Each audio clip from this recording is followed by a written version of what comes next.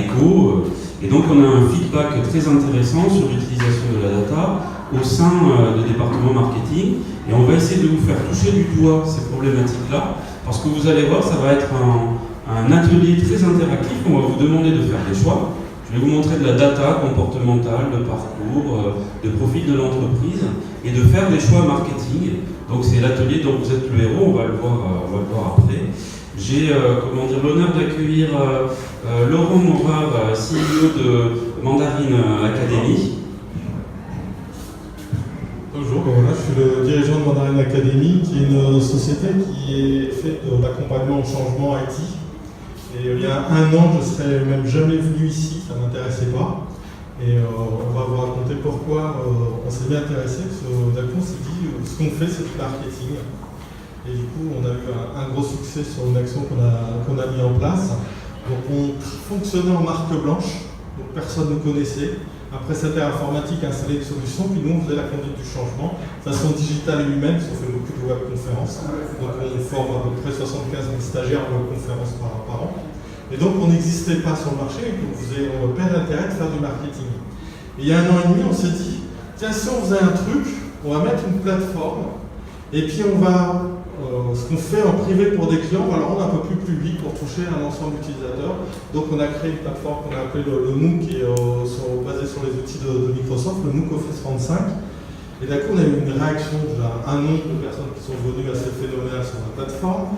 Des gens qui sont venus nous voir en disant « Mais votre outil, former les utilisateurs, ça nous permet de vendre. » Donc là, c'est « Oh là, il y a un truc !» Donc là, on s'est dit qu'il va falloir qu'on fasse du marketing et qu'on sache quels sont nos clients, comment les toucher et comment aussi apporter de cette ressource à nos partenaires, parce qu'on ne fait pas de vente directe. Donc comment alimenter en fait notre réseau de partenaires qui avant, c'est eux qui venaient vers nous pour nous faire travailler. Et bien maintenant, on va, grâce au marketing, on va leur apporter des leads du business. Merci Laurent. Donc on a une présentation de Mandarine. On voit, j'ai vu sur ton profil LinkedIn que tu étais un pro de la conversion, de l'adoption. Donc c'est des sujets dont on va débattre aujourd'hui. Le but du jeu, c'est évidemment, on a tous des sites internet, mais est-ce que ces sites sont véritablement efficaces? Est-ce qu'il s'agit de faire consommer du contenu sans jamais de conversion, ou est-ce que l'objectif d'un site internet est à un moment donné de gérer des contacts exploités par le marketing et par la vente également? Évidemment, c'est l'objectif. Et on va voir comment la data peut nous aider à augmenter le ROI des sites, qui est aujourd'hui pas très élevé. Quand on y pense, vous avez 2-3% des visiteurs qui vont remplir un formulaire chez vous.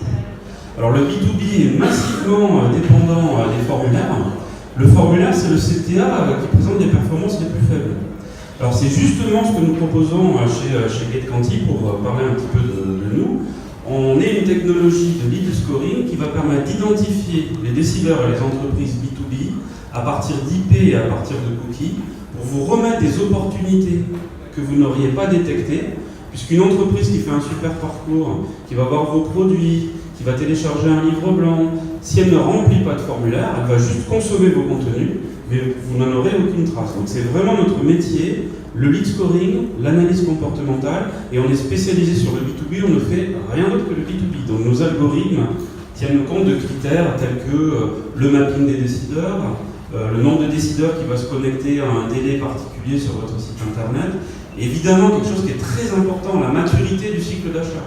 Est-ce que c'est un décideur qui se trouve en autorité, en maturité, en conversion? Vous allez le voir, on va voir quelques exemples ce matin qui vont vous donner une idée très concrète de quelle est la data qu'on va pouvoir utiliser et quelles sont les décisions du point de vue marketing ou commercial que vous allez choisir, parce que je vais vous demander à un moment donné de m'aider à analyser tout ça. Alors le principe, c'est qu'on va passer en revue différents cas de visiteurs dans le site internet qui vont être dans les catégories suivantes. On va le voir après, soit des leads froids, soit des leads chauds, soit un client existant sur lequel vous allez pouvoir faire du cross-selling, c'est-à-dire lui vendre quelque chose en supplément de ce dont il dispose déjà. On va voir aussi qu'il peut y avoir des clients, entre guillemets, sur lesquels vous avez des risques de fidélité. Les startups appellent ça le churn. En français, on parle d'attrition, c'est-à-dire un risque d'usure, c'est-à-dire que le client parte de chez vous pour aller à la concurrence. Et on fera un exemple très particulier avec Laurent, qui nous utilise pour un business qui lui est propre, la génération de leads par rapport à des partenaires. Je crois, Laurent, qu'un de tes plus gros partenaires, c'est Microsoft, si je me trompe. Voilà. Et donc on verra, je te donnerai la parole pour que tu nous expliques un petit peu comment tu utilises une solution de lead scoring pour générer des leads à tes partenaires et à ton environnement. Avec plaisir. Alors comment ça marche? Là, nous sommes GetQuanti, mais le procédé que je vous donne fonctionne à peu près avec toutes les solutions qui vont faire de l'analyse comportementale, du suivi sur un site internet. C'est très simple à comprendre. Vous allez avoir des visites, vous allez avoir une technologie, une solution logicielle qui va vous permettre d'importer de la data dans les dashboards, et souvent, ces data, on peut les résumer en 4 parties, en 4, on va dire, catégories. Les personas, c'est les profils. Profil des entreprises, profil des décideurs. Est-ce que c'est un directeur marketing? Est-ce que c'est une entreprise dans le secteur activité BTP, par exemple? Il va y avoir aussi le comportement. Qu'est-ce qu'ils font sur votre site? D'où ils viennent? Quels sujets les intéressent? Est-ce qu'il reste 10 secondes sur votre page d'accueil ou au contraire, est-ce qu'il reste 15 minutes? Est-ce qu'ils vont sur les formulaires? Est-ce qu'ils prennent contact? On va avoir des exemples très précis. Évidemment, c'est la notion de parcours que tout le monde a. Mieux que votre client passe un petit peu de temps sur votre site et surtout aille sur des contenus monétisables, ça veut dire des contenus produits, des contenus prestations, sur lesquels on sait qu'il ne s'agit pas d'une visite, je ne sais pas, d'une personne par exemple en recherche d'un stage, alors ça arrive, c'est normal, mais plutôt d'un client. Donc on a des algorithmes qui permettent de déterminer effectivement qu'il s'agit d'une visite d'un prospect. Est-ce que ce prospect est froid? Est-ce que ce prospect est tiède? Est-ce que ce prospect est chaud? Vous allez le voir par la suite. Et évidemment, une notion qui est très importante en termes de data, si vous êtes passionné d'Internet, c'est ce qu'on appelle l'engagement digital. C'est-à-dire on a capacité aujourd'hui, avec des méthodes très précises, de scorer chaque entreprise, chaque décideur, par rapport à votre site Internet. Évidemment, plus cet engagement est fort, plus l'entreprise et les décideurs de cette entreprise ont un rapport privilégié avec votre marque. Et quand on est marketeur aujourd'hui, on a essentiellement 3 objectifs. La visibilité et la notoriété, ça c'est connu de tous, c'est la fameuse publicité. On a aussi un objectif de conversion, c'est-à-dire de générer des leads pour les équipes de vente. Et entre la visibilité et la conversion, justement, il y a ce fameux engagement digital, c'est le fameux funnel qui fait qu'à un moment donné, une entreprise se renseigne sur vos solutions, et soit elle passe à l'acte, soit elle ne passe pas à l'acte. Quand elle passe à l'acte, c'est la conversion. Une fois qu'on a ces données, vous allez voir qu'il y a des décisions à prendre du point de vue marketing. Alors aujourd'hui, on va les faire de façon totalement manuelle. C'est-à-dire, je ne vais pas bâtir un scénario marketing qui va réaliser des automatismes en identifiant un profil, suivre un comportement, y attacher des thématiques, et puis envoyer un email complètement personnalisé, tout ça, ce que l'on fait tous les jours avec nos clients. Là, on va le faire en mode manuel pour que vous compreniez bien à quoi la data va être associée en termes d'expérience client. Alors évidemment, vous disposez d'un dashboard, donc tout outil a un dashboard qui va vous permettre de sortir des statistiques. Vous allez pouvoir voir visiteur par visiteur, entreprise par entreprise, tout ce qui a été fait avant votre site internet, durant la visite de votre site internet, les pages de sortie, les pages d'entrée. Est-ce qu'il est venu d'une publicité LinkedIn? Est-ce qu'il est venu de Google?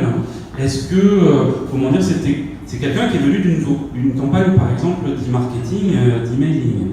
Donc là, vous voyez, alors c'est le site de GetQuanti, vous voyez à la fois des entreprises pour lesquelles on n'a pas encore identifié les décideurs nominativement, mais vous voyez aussi, je ne sais pas si ça se voit, c'est peut-être un petit peu petit, mais des petits pictos, des petites têtes. Là, ce sont des décideurs B2B que l'on identifie nominativement et on va suivre leur parcours sur le site internet. Donc vous imaginez, si vous êtes au marketing ou au commercial, un grand directeur marketing d'une entreprise que vous convoitez depuis longtemps du point de vue référence, fait un parcours superbe sur votre site, allez voir 3-4 pages produits, revient une semaine après, là il y a une vraie opportunité à traiter.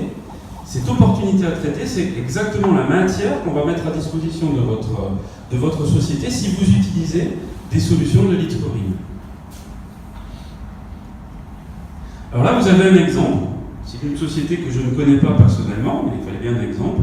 Dom Solar. Donc on a une indication de son secteur d'activité, l'adresse, le numéro de téléphone, mais on va avoir des KPI, c'est-à-dire des indicateurs qui vont nous montrer si cette société-là est vraiment engagée avec ma marque, et je vais montrer cet engagement grâce à son comportement sur le site internet. Et je vais vous le détailler Parce que alors, on a plus d'une trentaine d'indicateurs qui nous permettent de définir un comportement, de segmenter un lead, de plutôt le pousser au marketing ou au commercial. Pour des raisons de durée de l'atelier, je suis obligé de survoler les critères, de vous en donner quelques-uns et de vous demander de vous prononcer là-dessus.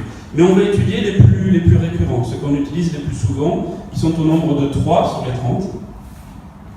Ça va être l'engagement digital. Alors l'engagement digital, vous voyez, c'est très simple, hein, c'est comme un graphique boursier. À chaque fois qu'il y a une visite, on va mesurer le nombre de pages vues, la durée de la visite en secondes, le type de contenu qui va être vu, c'est-à-dire qu'en fonction du contenu, le score va être plus ou moins élevé, entre guillemets.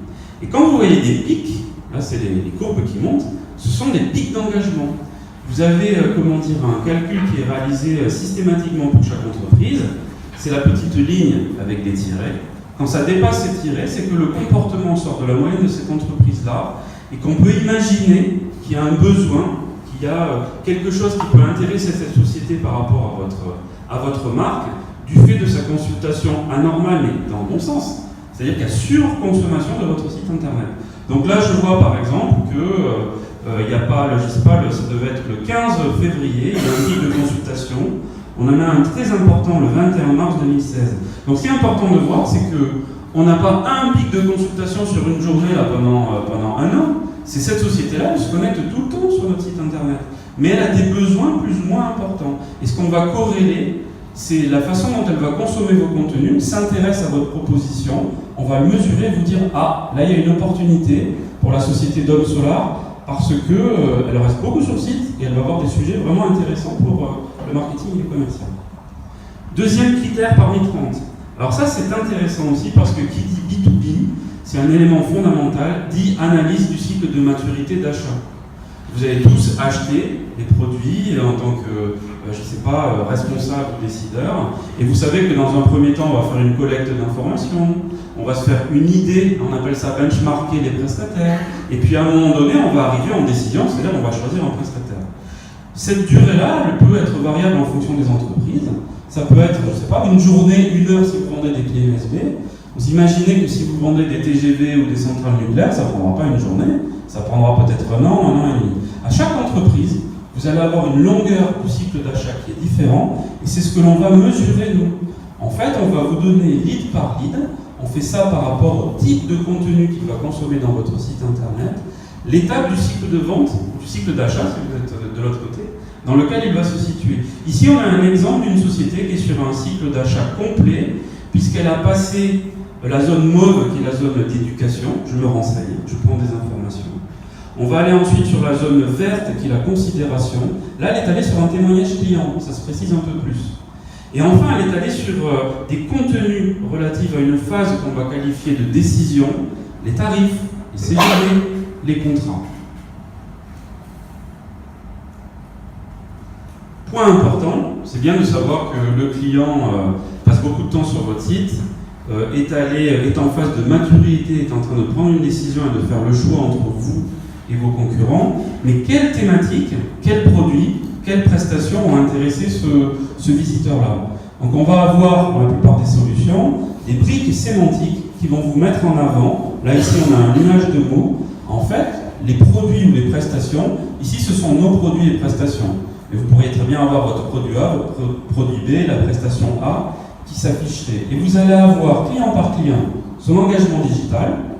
Le cycle de maturité dans lequel il se trouve, il est important, parce qu'en fonction du cycle de maturité, vous allez pousser plutôt vers la direction marketing pour réchauffer le lead, ou plutôt vers la direction commerciale pour tenter une approche directe, convertir et vendre. Et en plus, en fait, le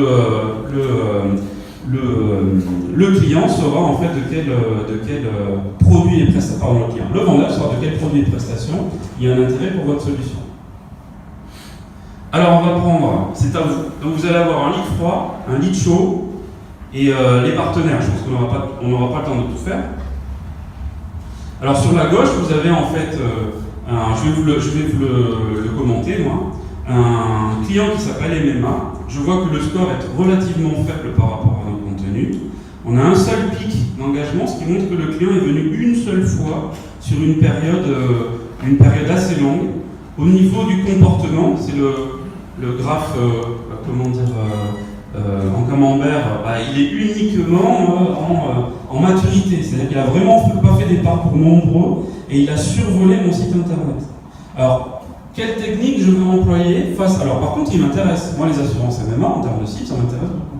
Alors, je vais faire quoi? Je vais pousser cette info sur le CRM, je notifie les commerciaux, je déclenche un appel de prospection, je retarget par email, je nurture, j'envoie du contenu.